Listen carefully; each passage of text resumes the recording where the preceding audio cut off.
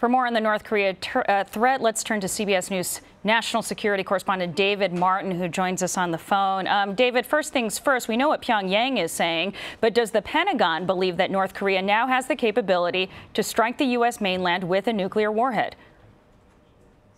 Well, they believe that the North Koreans have the components of a weapon that could strike the U.S. homeland. They have a long-range missile that they've tested on at least 2 occasions.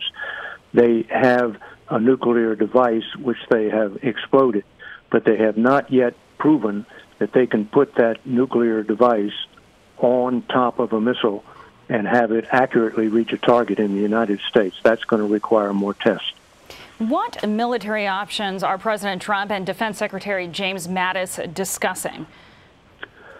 Well, they're the obvious ones of a preemptive strike to take out North Korea's nuclear facilities. But the problem with that is that it would be very hard to take out all of their nuclear facilities, and it would be very hard to prevent North Korea from retaliating with an artillery barrage against the South Korean capital of Seoul. There are obviously options for shooting down any missile that threatens either the United States or American territories, like the American Air Base on the island of Guam. And then there are lesser military options which we might not see, which consist of cyber attacks.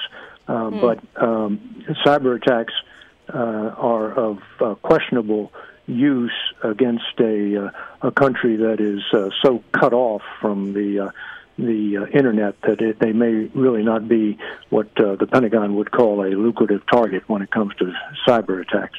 Right. David, are you hearing anything that suggests the Pentagon is preparing for military action or upping its readiness?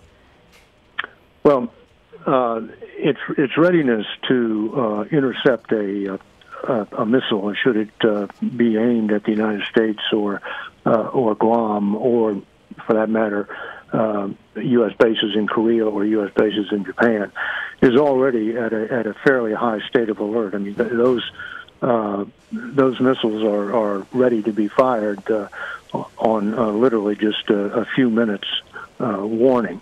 The forces in Korea, their slogan is "Fight tonight," so they're always on a high state of alert. But since Secretary Mattis made that statement yesterday about we have the capability to take massive military action against North Korea, I know of no military units that have been moved. I mean, the U.S.